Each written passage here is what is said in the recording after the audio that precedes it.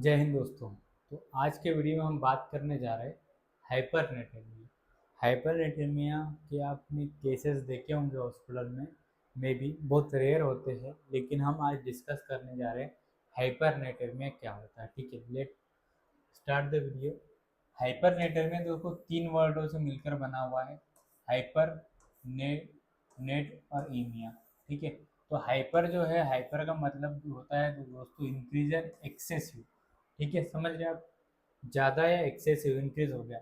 जो N A बीच में आप देख रहे हो, N A stand for sodium, sodium. ठीक है, और जो ईमिया मीन्स जो देख रहे हो, ईमिया मीन्स होता है दोस्तों ब्लड।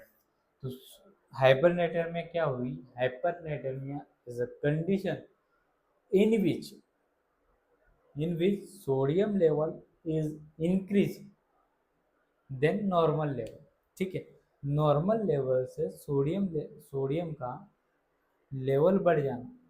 ठीक है, उसी को हम क्या बोलेंगे, हाइपरनेट्रेमिया, मतलब अब नॉर्मल। ठीक है, जो नॉर्मल लेवल थी उससे बढ़ गई तो अब नॉर्मल हो गई ना। तो सोडियम लेवल का अब नॉर्मल रेंज से बढ़ जाना, इसी को हम क्या बोलेंगे, हाइपरनेट्रेमिया। मतलब सोडियम लेवल का ब्लड में एक्सेसिव अमाउंट में बढ़ जाना, इसी को बोलते हैं हम हाइपरनेट्रेमिया। ठीक है, आई होप सबको समझ में आया होगा। आगे बढ़ते, serum sodium is the proportional of sodium in total body water.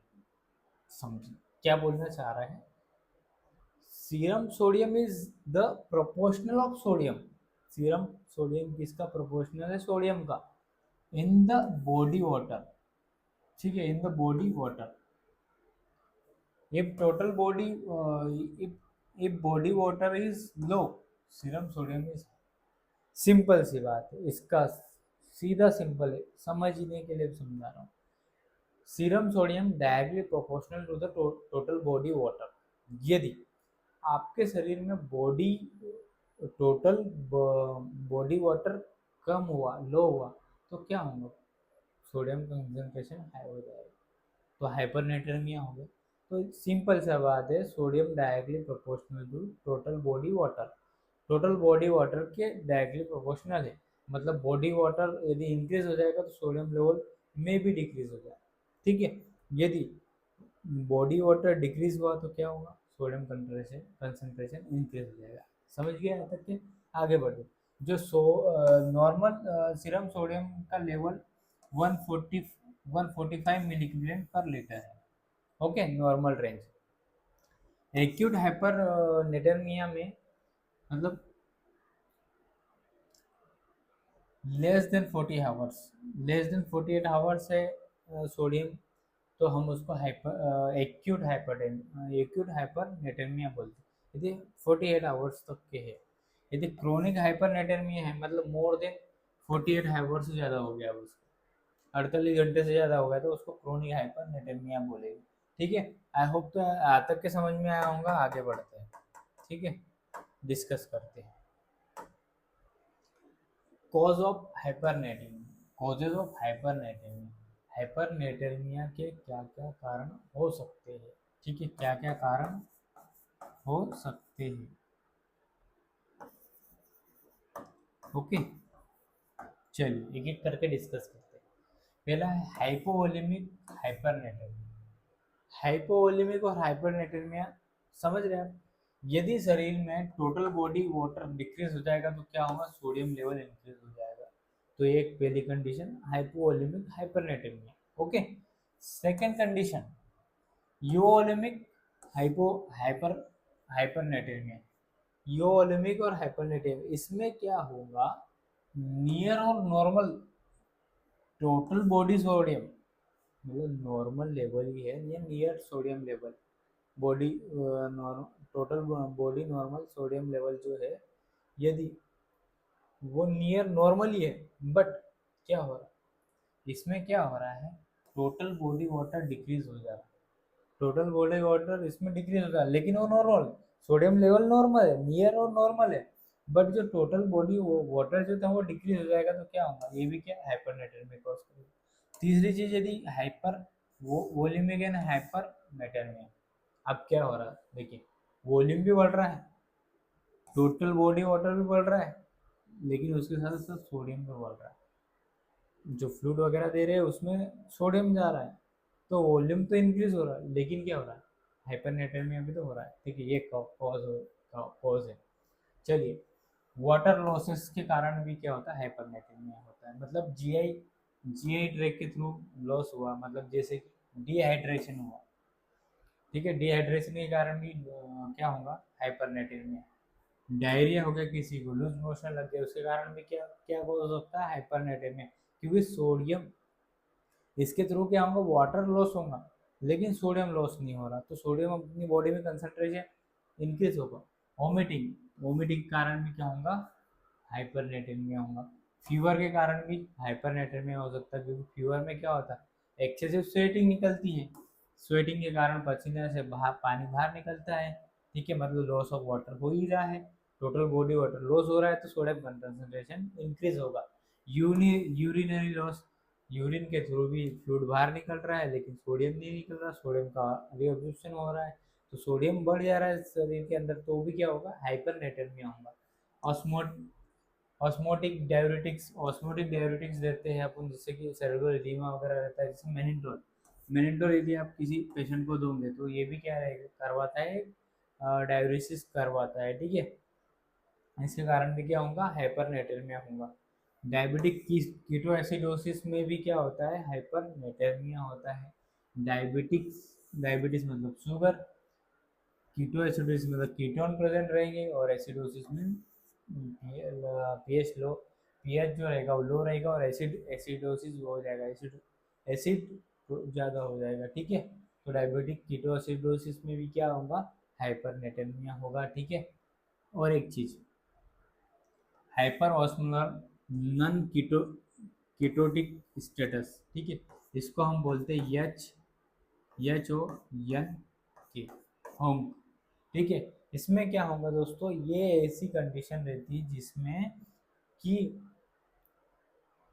जो ऑस्मोलरिटी रहती है वो बढ़ जाती है, और जिसमें कीटोन जो रहता है नन रहता है, लेस मात्रा में रहते हैं, लेकिन जो हाइपर एस्मोलरिटी रहती है, हाइपर ऑस्मोलरिटी जो रहती है इलेक्ट्रोलाइट की, वो बढ़ जाती है। ठीक है, रीनल फेलियर के कारण भी क्या हो सकती है आपको, क्या हो सकता है, हाइपर नेटेरिया।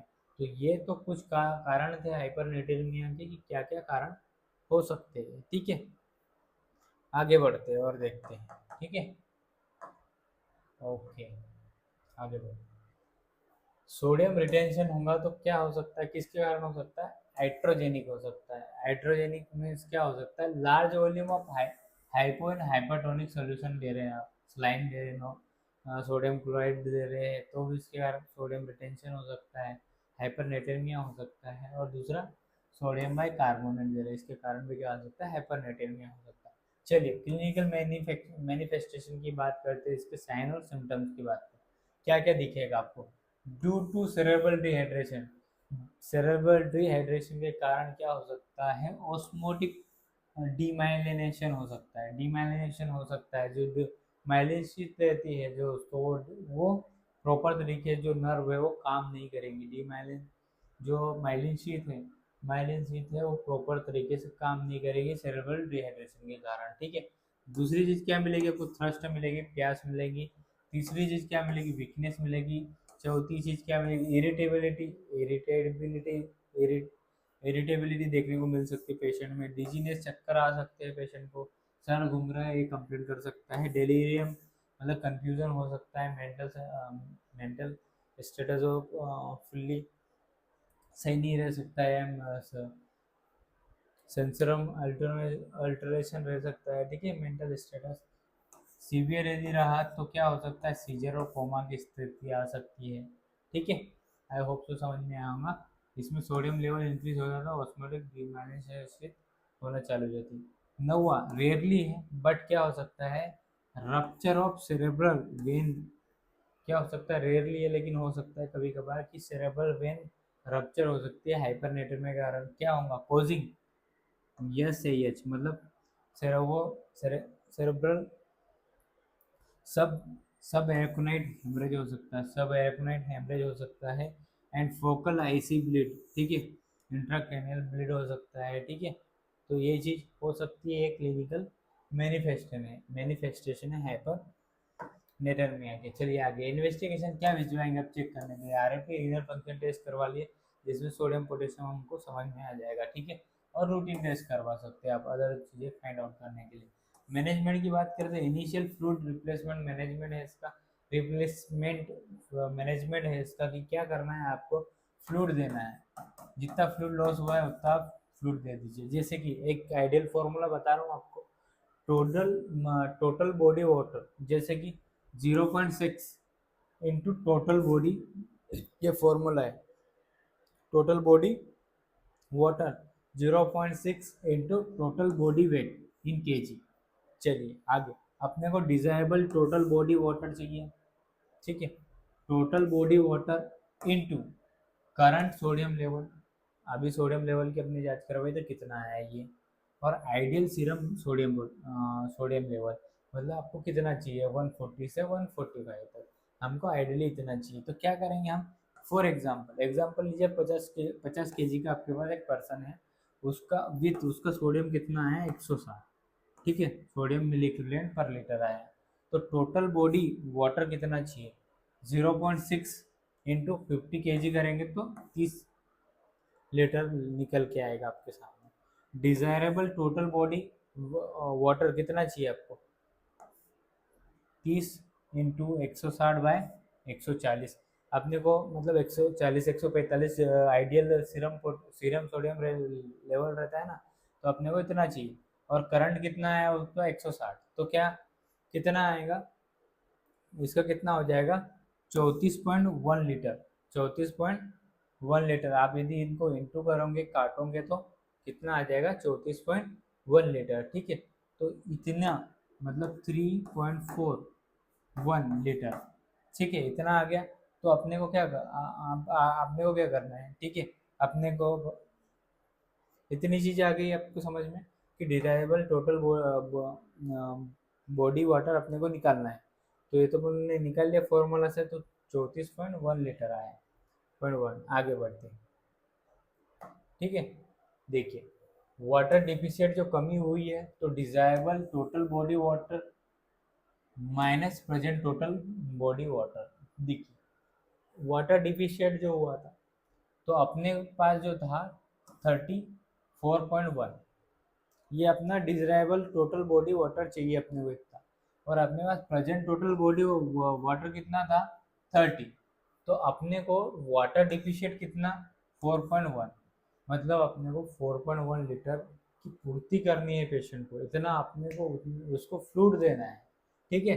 तो आपको ये फॉर्मूला समझ में आया, नंबर 1। चलिए यहाँ तक समझ में आया। In chronic hypernatremia, in chronic hypernatremia किसको बोलेंगे, यदि मोर देन 48 आवर्स हो जाता है, ठीक है, तो उसमें हमको आइडियली इसमें ड्रग ऑफ चॉइस जो फ्लूइड रहता है, D5 रहता है। D5 100 ml पर आवर, या इसका एक फॉर्मूला है कि पर केजी आप क्या 1.35 ml पर केजी पर आवर दे सकते हैं।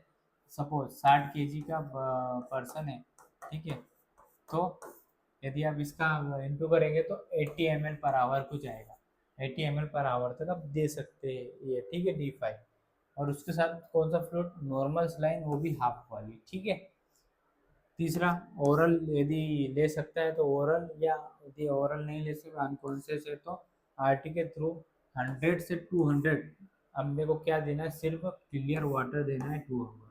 Okay, keep in your mind, dilute करना है, सोडियम रिपीट करवाना है एवरी 4 to 6 आवर चेक करने के लिए, ठीक है। गोल ऑफ सोडियम रिडक्शन, अपने को जो सोडियम रिडक्शन है उसका गोल कितना रखना, 10 मिली पर डेली, ठीक है। डेली आपको सिर्फ 10 मिलीग्राम रखना है, उससे ज़्यादा नहीं, not more than 12 milligram, 12 milligram maximum, उससे ज़्यादा नहीं। यदि आप faster correction can lead cerebral oedema, यदि आप एकदम से कम करने की कोशिश करेगा तो क्या होगा, ये सेरेब्रल एडिमा कॉज कर सकता है, ठीक है। आगे बढ़े, in acute hypernatremia, in acute hypernatremia में क्या ट्रीटमेंट रहेगा, seen in diabetic insipidus. Diabetic insipidus क्या है, एक डिसऑर्डर है जिसमें सॉल्ट और वाटर का सही तरीके से रेगुलेशन नहीं हो पाता, ठीक है, ठीक है, कॉज्ड बाय, क्यों क्यों नहीं हो पाता, इसमें क्या होता है, जो एंटी डायरेटिक हार्मोन्स है वो सही तरीके से काम नहीं कर पाते हैं, ठीक है, तो इसके कारण हाइपरनेट्रेमिया भी कॉज होता है, ठीक है, सीनियर डायबिटीज। इसमें हम 5% dextrose 3 to 6 ml per hour पर केजी पर हावर दे सकते हैं, ठीक है, मतलब यदि कोई पर्सन 50 kg का है तो 6 ml पर आवर से 0, 6 पंचे 30, ठीक है, 300 ml पर आवर तक से दे सकते हैं, 50 kg का 3 से 6 है अपने को 3, ठीक है, 0, 3 बाजे 15, मतलब 150 ml पर आवर सब दे सकते हैं, हाइपरनेट्रेमिया है तो, ठीक है। आगे at 145 milliequivalent sodium reduce fluid rate 1 ml/kg/आवर, ठीक है, यदि 145 आ जा रिड्यूस 140 मिलीक्यूल, अपने को यदि इतना आ जाता है तो आपको जो फ्लूड रेट है वो 1 ml/kg/आवर से उसको टेपर करना है। रिपीट सोडियम Q2 हावर्स, मतलब एवरी 2 आवरली आपको रिपीट करना है, क्या, sodium level, sodium level check करना है। चलिए आगे बढ़े। आई होप तो यहाँ तक के समझ में आया होगा मैनेजमेंट भी आपको। पेशेंट विथ सेंट्रल डायबिटिक इंसिपिडेट, इसमें भी रिक्वायर क्या रहता है, डेस्मोप्रेसिन थेरेपी, ठीक है, डेस्मोप्रेसिन थेरेपी इसमें भी रिक्वायर्ड रहती है कि आप फ्लूइड रिप्लेसमेंट वगैरह दीजिए, ठीक है। In case of hyperglycaemia, in case of hyperglycaemia drip rate reduce कर सकते हैं आप, यदि हाइपरग्लाइसेमिया है तो आप क्या 2.5% वाली डेक्सट्रोज यूज कर सकते हैं, ठीक है। और डेक्सट्रोज उसमें हम इंसुलिन प्लस इंसुलिन ऐड कर दीजिए, इंसुलिन भी देना है, यदि डायबिटीज पेशेंट है तो इंसुलिन दे सकते हैं, ओके, क्योंकि वो दोनों बैलेंस बना के चलेगा, okay. Hypernatraemia due to correction of hyperglycaemia, hypernatraemia due to correction of hyperglycaemia, ठीक है, हाइपरनेट्रेमिया के कारण आपको करेक्शन करना है हाइपरग्लाइसेमिया, ठीक है। Correction of hyperglycaemia and hypovolaemia in patient with DK, diabetic ketoacidosis में, मतलब करेक्शन करना है आपको हाइपरग्लाइसेमिया और हाइपोवोलेमिया भी, ठीक है, विद डायबिटिक कीटोएसिडोसिस वाले पेशेंट के साथ। और HHS, ठीक है, HSS क्या है, ये इसका मतलब ये होता है हाइपर, इसका जो मतलब आप देख रहे हो HSH, इसमें क्या होगा, हाइपर ऑस्मोलरिटी तो रहेगी, हाइपर ग्लाइसेमिया, हाइपर ऑस्मोलर और हाइपर ग्लाइसेमिक, ठीक है, hyperosmolar and hyperglycaemic एक सिंड्रोम है समझो, ठीक है। इसमें क्या होता है कि इसमें आपको ऑस्मोलरिटी तो बढ़ती है, शुगर भी बढ़ता है, लेकिन इसमें कीटो एसिडोसिस जैसा लाइफ थ्रेटनिंग कुछ नहीं रहता, ठीक है। तो इसमें ऑस्मोलरिटी के कारण जो ऑस्मोलरिटी के कारण हाइपरनेट्रेमिया होता है, कैन कॉज हाइपरनेट्रेमिया, ठीक है, HSS कॉज करता है hypernatraemia due to osmotic shift, क्या, कैसे due to osmotic shift of water, osmotic shift करता है वाटर को from extracellular to cell, cell के अंदर, एक्स्ट्रा सेलुलर से कहाँ लेके जा रहा है वो हमको, सेल के अंदर। हाइपर ऑस्मोलर हाइपरग्लाइसेमिक, ठीक है, स्टेटस, ठीक है, या status, okay. I hope so आपको हाइपरनेट्रेमिया समझ में आया, थैंक यू सो मच।